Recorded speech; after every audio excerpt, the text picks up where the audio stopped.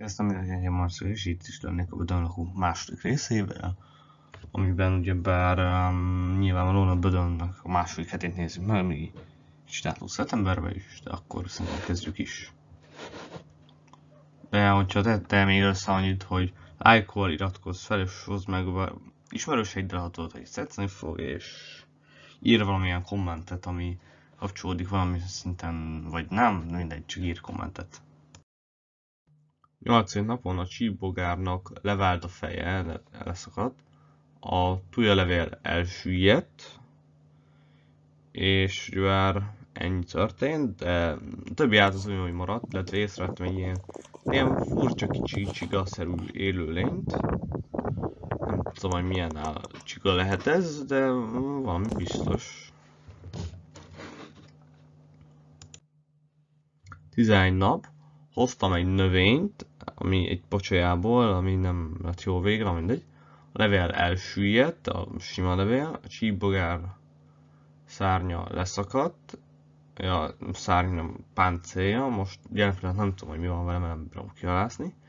És ja, ugye ennyi. Látható, hogy egy lassan elkezdett kialakulni az alga réteg, és egy ilyen vastagabb kis réteg az algáktól. És öntöttem bele a homokot, és az volt a célom, hogy csináljak egy alsó réteget, egy alsó iszapos réteget, tehát az aljára. És tudom, hogy maga le fog süllyedni, és akkor így jó is lesz.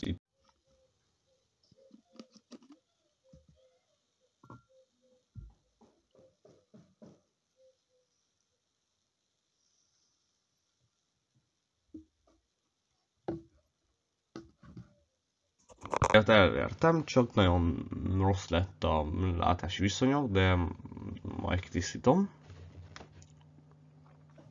Egyébként a szúnyoglárvák nagyon élvezték ezeket a kis homokszigeteket, és mintha állnéne belőle, úgy mozogtak körülöttük, bennük. A 13. napon észrevettem egy ilyen piasa esébe tartozó csigát, legalábbis gondolom, hogy ez volt. Egy kicsike, és hát szabad szemmel is előlátható, de benne van. Tömzsi. Nem sok mindent tudok róla elmondani. 14 napon homokszfiltek még mindig nem tűntek el, és itt van ez a és levideóztam egy szúnyogot, ahogy beleszállt, és ezt mutatom meg most. A környezet, ugyebár, hogy milyen környezetnek számít, ugyebár maga ez a üveg. Ugyebár részben belefúj a szél, de hát van szél az üvegben, bármi meglepő is nincs szél rá, és belefúj a szél, bár ez ugyebár csak a felszínen kavarja fel a dolgokat, és a lentébb lévő rétegben nem nagyon jut le. Aztán van szárazföld, ugyebár nincs. De abszolút nincs szárazföld, de hát szilárd talaj abszolút nincs. Napsugárzás, nyilván ez kell, ez táplálja folyamatosan az egy hőenergiát, és ezért nem fagy meg az üveg. Ami jó. Aztán van benne, aztán ugyebár kicsi a felszíne. Ez hátrány, mert így kisebb, kevesebb állat találja meg ezt a helyszíni potenciális lakóhely, így nehezebben költöznek bele. Szabad vízfelület, de hát bele tudnak költözni az állatok, de ugye ez előnyös, mert így meg tudjuk őket figyelni. Aztán zavaros a víz, hát ugye eléggé nem lehet nagyon látni semmit, és ugye már zavaros. Aztán mély, úgyhogy az azért gondolom, hogy mélynek számít, mert nyilván sekély, de ezen viszonylag mély, és ezt majd a következő ilyen típusú videóban mondom majd el, hogy miért gondolom ezt mélynek. És iszapos talaj, amit most játszunk ugyebár ebben ezen a héten. Csináltunk egy ilyen iszapos sáros talajt. Vízfelszín, az üveg felszínéhez közeli része, ami az üveg felszínén van. Itt látható róla egy kép, hogy kb. Hogy helyezkednek el, és milyen állatok van rajta. Ez az, ahol a tárgyak kiemelkednek a levegőből, de hát még nem lette be őket teljesen a víz. És ott a határa, ameddig a tárgyak lejárnak. Lakói leginkább szúnyoglárvák és algák, ugyebár amik mindenhol vannak. Változó attól függ, hogy milyen sűrűségű anyagok vannak benne, de hát hogy mennyire vannak fent és lent, ez ettől függ, hogy mennyire nagy vagy kicsi. És leginkább víz, de itt-ott állati maradványok és levelek is előfordulnak benne. Nyilván itt már víz a közeg és nem levegő. Én még egyébként ide sorolnám a levegőnek azon rétegét, amelyik ugyebár amelyik a tárgyaknak a felszínén van, de hát ahol még kilódnak, és az a levegő réteg, úgyhogy itt is van levegő. És ez a szúnyoglárváknak a világa, a birodalma, itt minden fejjel lefelé áll, de hát az összes szúnyoglárva fejjel lefelé lóg, vagy oldalasan, vízszintesen kúszik a hasán. Számunkra a hasának tűnt, de igazából nincs. És ugye nyilván minden egyes szúnyoglárvának itt kell bebábozódnia, és itt nem kell majd kiemelkedni a vízből, hogy szárazföld nincs, ezért nem tudja magát elrugaszkodni, de hát egyből a vízből kell indulniuk. És ugye már a szél néha-néha befúj, de ez csak felkavarja a vízfelszínt, nem mozgatja a tárgyakat, de hogy nagyon nagy kárt nem okoz, kivéve, hogy halszom, akkor felébreszted.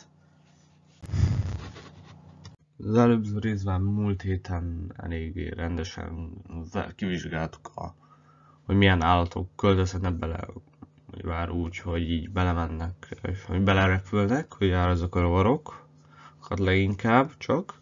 Úgyhogy most, hogy hogyan költözhetnek bele a csigák, a rákok és a kagylók. A kagylót legegyszerűbben úgy, hogyha hoznék egyet valahonnan. A rákok is így, és hogyha még azon kívül, hogy hoznék valahonnan vizet vagy növényeket, akkor is úgy, amit egyébként meg is teszek és tettem.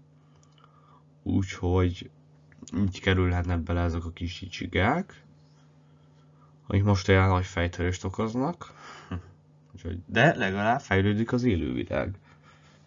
Ők egyébként, ha minden igaz, akkor nem lebontók, hanem ugyanúgy a friss algát eszik, de megeszik azt is, ami már meghal, de jobban szedik a simát.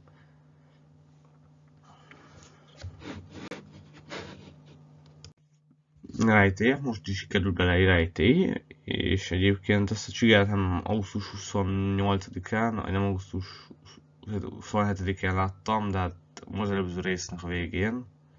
De ide raktam, mert itt sokkal érdekesebb és legalább erre is van tartalom, úgyhogy milyen csuga lehet ez, sajnos nem nagyon találtam, itt felülről és alulról is van.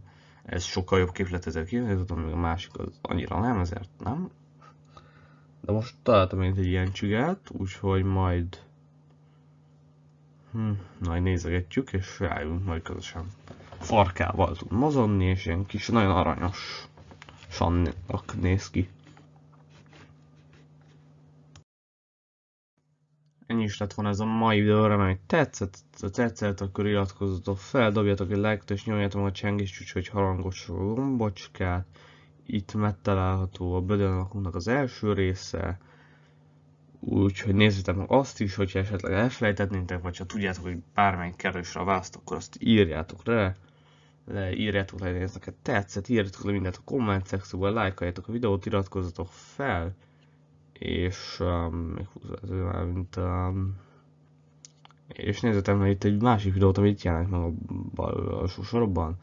Egyébként most majd nem jövő héten fogjuk folytatni ezt, hanem havonta fognak majd jönni az ilyen videók, mert akkor csak ilyen videók lennének, és azt meg annyira nem szeretném, meg hamar fognak el a plusz dolgok, amit módon belőlük. Én nagyon nehezen azt csinálni, de általában havonta, vagy hónaponta van, úgyhogy a következő ilyen Bödönlakos videó az októberben lesz. Úgyhogy az már nincs is sok idő, úgyhogy hamarosan majd jön vasárnap majd. Szóval akkor viszlát!